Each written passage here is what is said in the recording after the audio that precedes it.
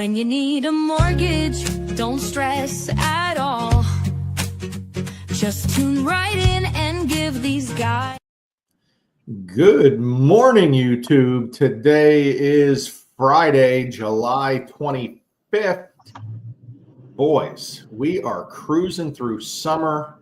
We are in the middle of the buying season, and we keep getting a ton of questions on first-time home buyer programs. But before we get into that, how's everyone doing this morning? I'm doing well. Is that lawnmower too loud? They just turned that thing on me. Can't even hear it. You're good. Oh. You're good. You're good. And doing in the car well. this morning? Good morning, fellas. Yes, sir. Making my rounds this morning. Love it. Tommy still on vacation? I'm on vacation through the weekend. Hope to make it back for my lunch and learn Monday. Well, travel that turnpike carefully. I will. Fox Chapel, Monday. Be there, be square. We got a lunch and learn. I'm going to teach you about a whole bunch of things. Love it. Love it. Love it. But today, boys, I'm getting bombarded with questions on, hey, I'm a first-time home buyer, want to qualify for this, keep hearing about this, keep seeing about that. And that is when you need to talk to a loan officer. You have to go through the pre-approval. That's the idea of a pre-approval. Not only telling you how much you can qualify for. Yes, that's kind of the easy part of the pre-approval. Tell you your max qualification.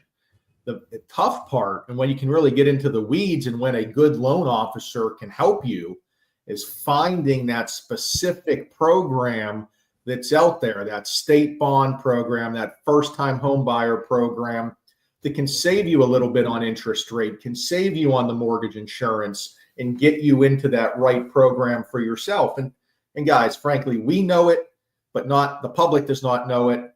Every lender does not have the same program. We might have programs that ABC Bank might have, vice versa. And that's the most important of why you got to shop around and figure out what program is best for you. Yeah. Our program that we have is great through the state of PA. Not every bank that is located in the state of PA has these programs, like you said. The one that we have specifically, the K-Fit program through the Keystone Home Loan, is going to get that buyer the best rate as well as the most assistance, payment, closing costs when they do come to closing. But again, they're all different from every different bank, and we do not know what other banks are offering. So it's not our job to figure that out. Yeah. So when we talk about first-time home buyer program, first, you haven't owned a home in the last 3 years. That makes you a first-time home buyer. Then it's like, okay, what are you getting out of the program? Every program is going to have something different. You might get a lower interest rate. You might get a lower mortgage insurance. You might get some sort of grant or closing cost assistance that might need to be paid back. That might not need to be paid back.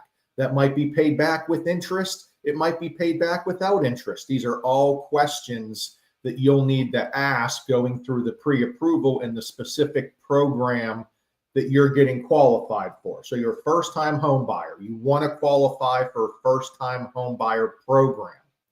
There's nothing that's going to flash in front of you that says first-time home buyer, first-time home buyer. It's going to be built into the program that we get you in. And that's more than likely going to be an interest rate. You're probably going to be able to get a lower interest rate than the average non-first-time home buyer. But to be honest, guys, it's all based off of income levels. We're not flipping coins and saying Anthony's buyer gets it, Ryan's buyer doesn't get it, Tommy's buyer gets it, Anthony's buyer doesn't get it. That's not how this works. It's all based off of income. Yeah, and the amount of arguments that we get in over that is kind of funny. We would love to give everybody these first-time home buyer things, but we're not able to or allowed to because of those income limits. The income limits do increase every year with how just general inflation, with those numbers going up. But yes, there are income limits. There's household income limits as well, even if you're not on the loan. There might be a husband and a 21-year-old son living in the house, both working. That income needs to be counted. So it's not just the main borrower's income, it is household income, and that's a very important piece of the puzzle on these programs. And that is a huge part of it. There's some programs that we're only looking at the buyer's income. There's other programs we have to look at the whole household. Again, this is something the public is not going to know. This is something a real estate agent is not going to know. This is the part of the job of the loan officer to find that program that works. But there's some income limits in our area that are in the 80,000s. There's some income limits that are about 107,000. Again, that's not known to the public. That's what we're doing behind the scenes. Yeah, and I think the confusion is that, it's free money. If I buy a house, I'll just get free money from the government. That's not the case, essentially. I mean, it's the down payment assistance and the grants are to help low to moderate income families to be able to buy a home. Otherwise, they wouldn't be able to. So if you're making $200,000-$300,000 a year and you're trying to get down payment assistance, what are you doing? Let's work on you, because it's for low to moderate income families to help them be able to buy a house and afford the house that they're buying. So it's a great program, though, and they are different for each one. But you can't just assume you qualify for it. You have to speak to one of us to see what the details are, if it works for you, if it's affordable, and if you actually qualify. And did you just say shame on you if you make $200,000-$300,000 and don't have 3% down for a down payment? I mean, I said we got to work on you. We got to work at that. We got to we got to change some things up on your budget. I agree. Anthony's going to start his own side podcast, one of those financing podcasts where he looks at the people's finances and just yells at them, be like, "What's wrong with you?"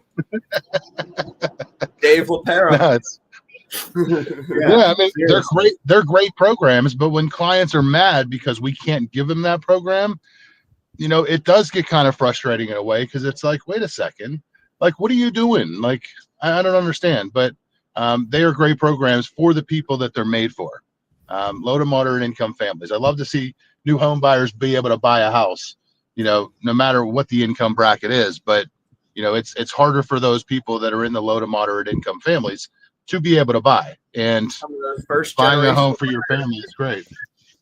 Yep. I mean, that's huge. That's absolutely the most important. So like, if you're a first-time home buyer, you can't just think, okay, I'm entitled, I get this program. No, that's step one to get the program. Step two, figure out if you qualify, AKA, do you meet income limits? Maybe you meet credit score limits. Do you meet debt to income ratio limits? There's all of those behind the scenes to make sure you qualify. So yes, there's first-time home buyer programs out there. Will everyone qualify for every program? Absolutely 0% not. You have to get pre-approved to figure out what program is best for you. And we don't know if you qualify for the program unless we pull your credit. There's too many factors that go involved with these loan programs that we don't know until we know. Get pre-approved, pull your credit. It's good for 4 months. Find your house, buy it. We're all good to go. Yeah, absolutely. I mean, that is the first step, but I don't want to, say that we are rolling out every first-time home buyer. Every single first-time home buyer is able to put 3% down.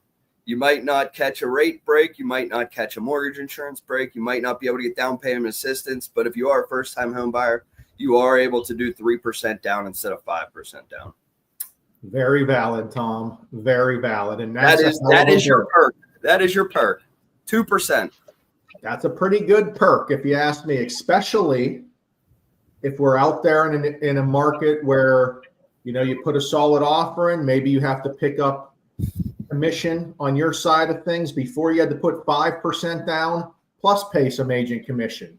Put 3% down, now pay some agent commission. Way more affordable for the first-time home buyer. So give us a call over the weekend. Call me if you need to get a hold of Tom. He's going to be at the beach. I'm doing pre-approvals for him this weekend. So give me a shout. Let him enjoy his weekend. And Anthony, don't weed whack too much grass today.